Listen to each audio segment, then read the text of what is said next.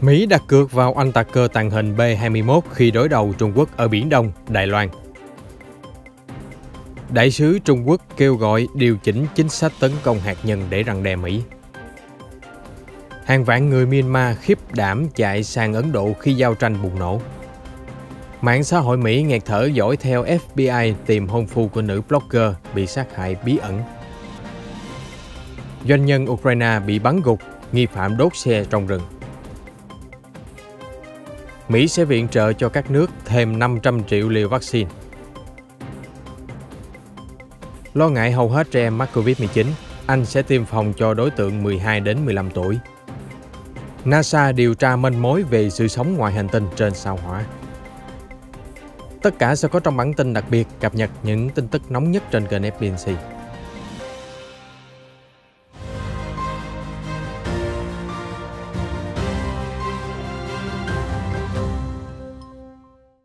Mỹ đang đẩy nhanh sản xuất máy bay ném bom tàng hình chiến lược B-21 Raider để đối phó với những thách thức từ Trung Quốc khi hai cường quốc ngày càng căng thẳng về Biển Đông và Đài Loan.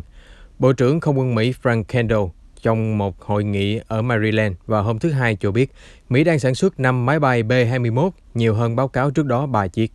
Tướng Kendall cho rằng những thách thức từ Trung Quốc đang tăng lên, vì vậy Không quân Mỹ nhất định phải có nhiều loại tiêm kích, nhiều hệ thống vũ khí và phát triển được năng lực sử dụng chúng để thực hiện các nhiệm vụ quan trọng ở bất kỳ đâu, bất kỳ lúc nào. Hồi tháng 7, tờ Defense News dẫn lời Randall Warden, Giám đốc Văn phòng Lực lượng Phản ứng nhanh Không quân, cho biết các máy bay Raider đang được hiện đại hóa về hạt nhân. Không quân Mỹ dự kiến mua ít nhất 100 chiếc B-21 có thể trang bị cả vũ khí thông thường và vũ khí nhiệt hạch, được đưa vào biên chế trong khoảng 5 năm tới. Không quân Mỹ còn lên kế hoạch sẽ thay thế dần các oanh tạc cơ B-1 Lancer và B-2 Spirit để hình thành phi đội mới uy lực hơn, bao gồm các máy bay B-21 và B-52 cải tiến. Nhà nghiên cứu Chu Thần Minh từ Viện Khoa học và Công nghệ Quân sự Yuan Wang ở Bắc Kinh cho rằng Không quân Mỹ đang đẩy nhanh sản xuất B-21, thay thế các thiết bị cũ kỹ và tăng cường khả năng tác chiến tầm xa để sẵn sàng chạm trán với Nga và Trung Quốc. Ông Chu cho rằng việc Mỹ sản xuất cùng lúc 5 chiếc B-21 cho thấy họ đang lo lắng các oanh tạc cơ B-21 hiện giờ quá đắt đỏ và quá cũ, trong khi B-52 sẽ không đủ năng lực đối đầu với Trung Quốc và Nga trong thời gian tới. Chỉ có B-21 là phù hợp nhất để tấn công tầm xa.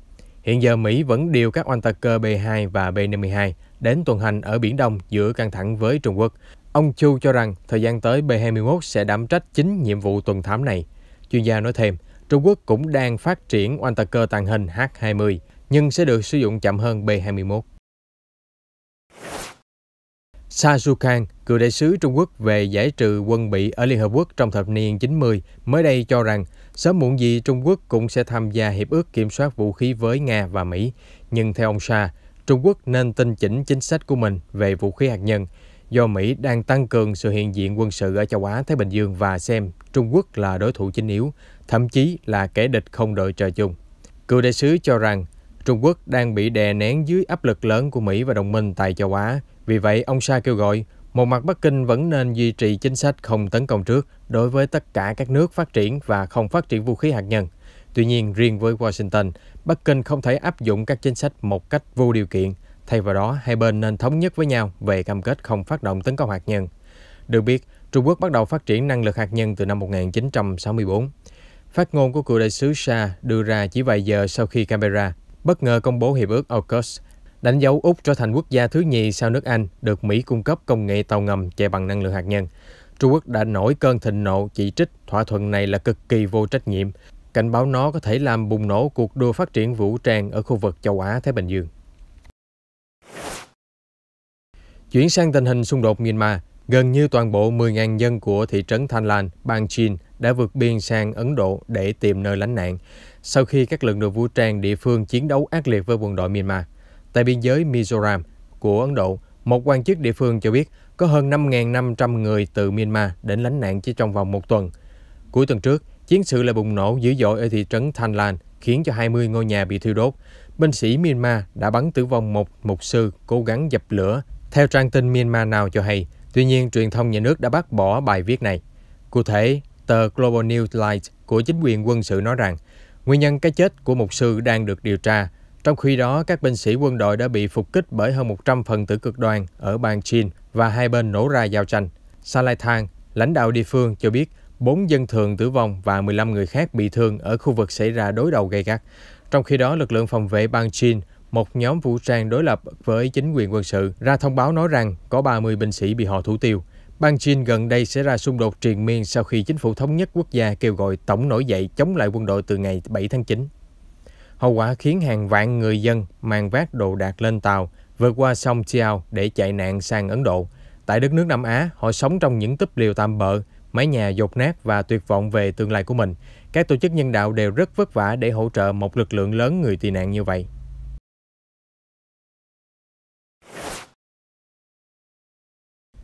Cảnh sát và FBI hôm 22 tháng 9 trở lại vùng đầm lầy rộng lớn của bang Florida để tìm kiếm hôn phu của nạn nhân Gabby Petito. Trước đó một ngày, kết quả khám nghiệm tử thi xác nhận thi thể ở vườn quốc gia bang Wyoming chính là nữ blogger du lịch 22 tuổi, được gia đình báo mất tích vào ngày 11 tháng này. Cảnh sát mô tả Brian Laundrie, 23 tuổi, hôn phu của nạn nhân, là đối tượng liên quan đến vụ án. Cặp đôi đã lái xe van đi dọc nhiều bang miền Tây đất nước, ghé thăm các vùng hoang dã hẻo lánh.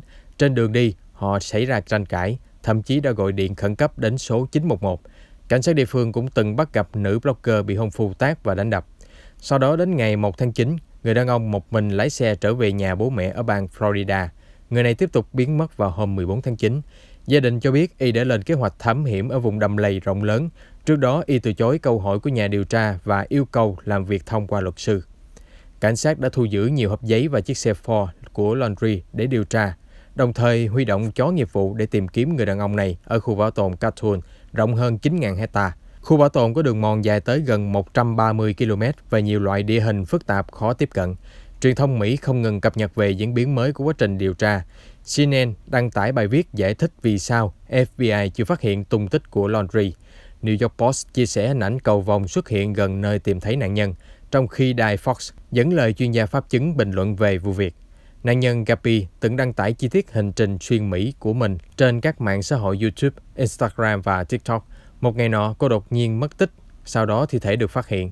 Những điều này đã dẫn đến sự quan tâm rất lớn trong dư luận của Mỹ, đặc biệt là trên Internet, theo báo New York Times lý giải. Dung nham núi lửa trên đảo La Palma, Tây Ban Nha đã chảy tràn ngày thứ 5 liên tiếp khiến hàng ngàn người sơ tán. Nhiều khu vực của hòn đảo bị tàn tro bao phủ dày đặc. Tất cả những gì chúng tôi có thể làm là bật khóc. Chúng tôi chỉ có một cửa hàng nhỏ và một người đã trắng tay. Trích lời cô Lorena, 30 tuổi, nhân viên tiệm trang sức cho biết. Kể từ khi phun trào hôm Chủ nhật, dung nham núi lửa Cumbre Vieja đã hủy hoại hơn 150 ngôi nhà. Dòng nham thạch còn thiêu đốt trường học và các vườn chuối ở phía nam hòn đảo, trong khi đây là mặt hàng nông sản chủ lực của người dân địa phương để xuất khẩu. Lực lượng khẩn cấp đã cố gắng điều hướng dòng nhung nham chảy vào một hẻm núi để giảm thiệt hại, nhưng không thành công. Các dòng nhung nham cứ chảy cuồn cuộn, chúng tôi không thể làm gì được, trích lời lãnh đạo vùng, bà Angel Torres nói trong một buổi họp báo. Giới chức địa phương cho hay, tốc độ và cường độ của các dòng dung nham đang giảm xuống, vì vậy có lẽ không chạm tới biển. Trước đó, các chuyên gia cảnh báo dung nham có thể tràn xuống Đại Tây Dương và gây ra nhiều vụ nổ, đồng thời làm bốc lên những đám mây chứa khí độc hại. Để đề phòng, Tây Ban Nha đã cấm tàu thuyền di chuyển trong bán kính 2 hải lý xung quanh hòn đảo. Giới chức cho biết, hiện giờ khí thải ra từ núi lửa không gây hại cho sức khỏe con người. Đến nay, ít nhất 6.000 trong tổng số 80.000 dân của hòn đảo đã được sơ tán. Thiệt hại về tài sản lên tới 102 triệu đô la, theo một trang tin địa phương ước lượng. Nhưng may mắn đến giờ chưa có báo cáo thương vong.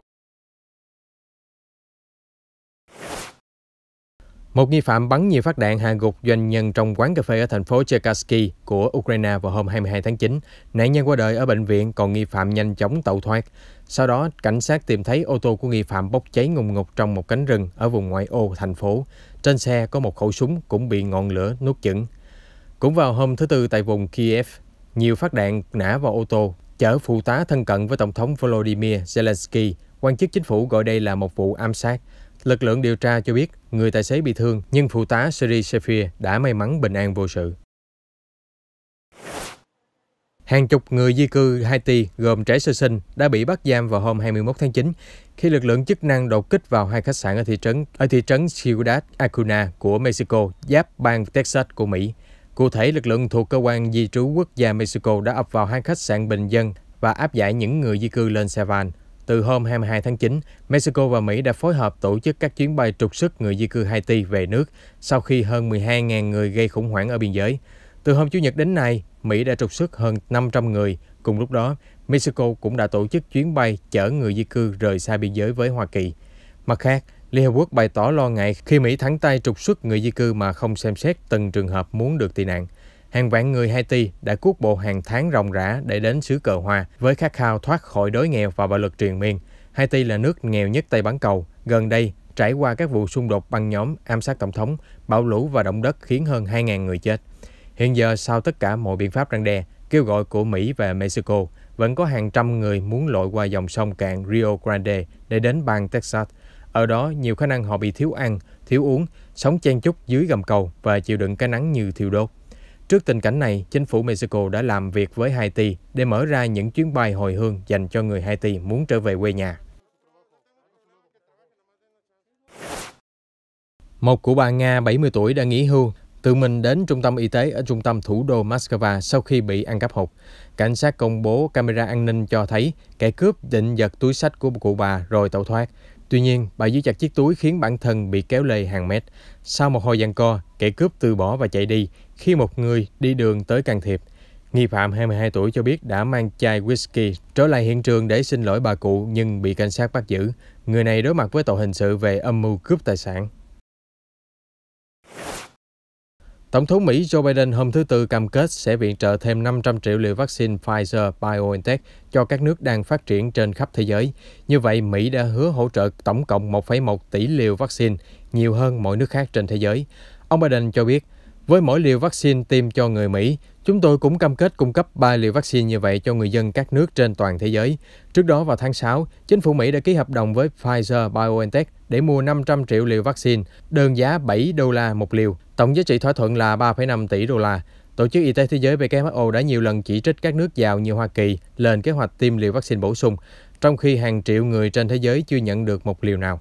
Tổng thư ký Liên Hợp Quốc Antonio Guterres cũng bày tỏ lo ngại tương tự khi phát biểu tại Đại hội đồng Liên Hợp Quốc ở New York. Ông cho rằng với bức tranh tiêm chủng hiện nay, nhân loại đã vượt qua bài kiểm tra về khoa học nhưng đạt điểm F về đạo đức. Tổng thống Biden vào hôm thứ Tư bác bỏ những lời chỉ trích, cho rằng trách nhiệm trên hết của ông là bảo vệ người Mỹ. Mặt khác, nhà lãnh đạo Mỹ cũng đã kêu gọi các cường quốc khác chung tay viện trợ vaccine, thực hiện những lời cam kết của mình. Các chuyên gia y tế ước lượng để chống dịch COVID-19 ở những nước nghèo cần ít nhất 5 đến 6 tỷ liều vaccine.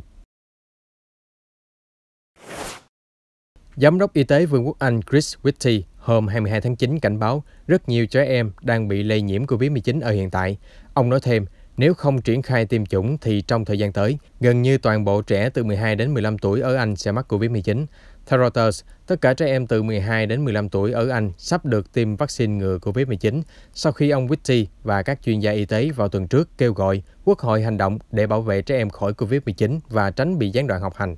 Ông Whitty cho biết quyết định tiêm phòng cho trẻ em hoàn toàn vì mục đích y tế, bảo vệ đối tượng này và cả người trưởng thành dễ tổn thương trước virus do bệnh nền. Đề xuất tiêm phòng không nhằm bất kỳ động cơ chính trị nào. Giám đốc Y tế Anh nói thêm, chương trình tiêm chủng có lẽ sẽ gián đoạn một số tiết học, nhưng nếu không thực hiện thì COVID-19 sẽ còn gây thiệt hại nặng nề hơn rất nhiều. Đại dịch đã khiến cho nhu cầu gọi xe taxi ở trung tâm du lịch Bangkok, Thái Lan giảm về mức 0. Hàng ngàn tài xế đã không có việc làm và bỏ về quê. Trong khi đó, một công ty taxi cố gắng hỗ trợ cho những người bám trụ bằng cách chuyển đổi những chiếc taxi thành vườn rau thời vụ. Theo đó, công ty taxi Ratchapurik đã cho phép trồng nhiều loại rau củ như ớt, dưa leo trên nóc hàng trăm chiếc taxi trong bãi đổ. Một nhân viên vận hành hãng taxi cho biết với Reuters, dự án của họ giúp các bác tài đỡ áp lực và có chuyện để làm trong thời kỳ giãn cách không có thu nhập. Thế nhưng tình hình nói chung vẫn rất khó khăn, nhiều người sẽ đói kém, suy sụp nếu chính phủ không có giải pháp hỗ trợ. Các mẫu đá được tàu thăm dò Perseverance của NASA thu thập trên sao Hỏa cho thấy một môi trường ổn định cho sự sống có thể đã từng tồn tại trên hành tinh đỏ, và vì vậy, các sinh vật ngoài hành tinh dường như cũng từng hiện hữu. Muốn được tìm thấy trong những mẫu đá này đang là đối tượng được NASA quan tâm nhất, bởi vì muối có thể được hình thành khi mạch nước ngầm chảy qua các khoáng vật có sẵn trong đá hoặc là khi nước bốc hơi. NASA hy vọng những tinh thể muối này đóng vai trò như những viên nhộng thời gian, lưu trữ bằng chứng về đời sống vi mô thời cổ đại trên sao Hỏa. Có lẽ những tinh thể muối cũng đã từng cung cấp nhiều khám phá về sự sống cổ đại trên trái đất. NASA đặc biệt chọn các mẫu vật ở miệng núi lửa Jezero trên sao Hỏa để đem về nghiên cứu. Họ tin rằng những dấu hiệu của một dòng sông từng chảy qua miệng núi lửa. Mục tiêu của NASA là đào sâu tìm kiếm dấu vết trầm tích và các tàn tích của sự sống vi sinh thời cổ đại. NASA chắc chắn từng có một hồ nước bao quanh miệng núi lửa, nhưng không biết trong thời gian bao lâu. Các nhà khoa học đặt giả thiết miệng núi lửa từng là môi trường sinh sống phù hợp với nguồn nước dồi dào trong khoảng 50 năm. Sau đó dòng sông đột ngột biến mất. Tuy nhiên, các dấu hiệu trong mẫu đá xung quanh miệng núi lửa cho thấy những dòng nước ngầm đã tồn tại lâu hơn. Mặc dù các nhà khoa học chưa biết dòng nước tác động lên mẫu đất đá đã tồn tại trong hàng ngàn năm hay hàng triệu năm, nhưng NASA ngày càng tin tưởng các dòng chảy này hiện diện đủ lâu để hình thành đời sống vi sinh vật. Đài Sky News dẫn lời các nhà khoa học Mick Shooter của NASA cho biết các mẫu đá được tàu Perseverance thu thập trên sao Hỏa đầu tháng 9 này sẽ có giá trị lớn trong các cuộc phân tích sắp tới trong phòng thí nghiệm.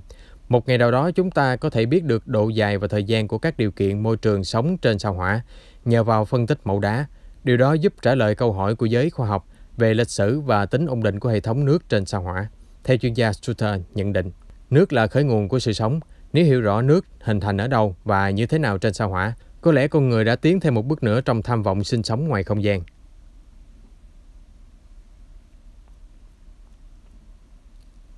Chúng tôi sẽ cập nhật những sự kiện quốc tế mới nhất trong bản tin nóng phát sóng vào lúc 15:30 hàng ngày trên kênh FBNC. Xin mời quý vị đón xem.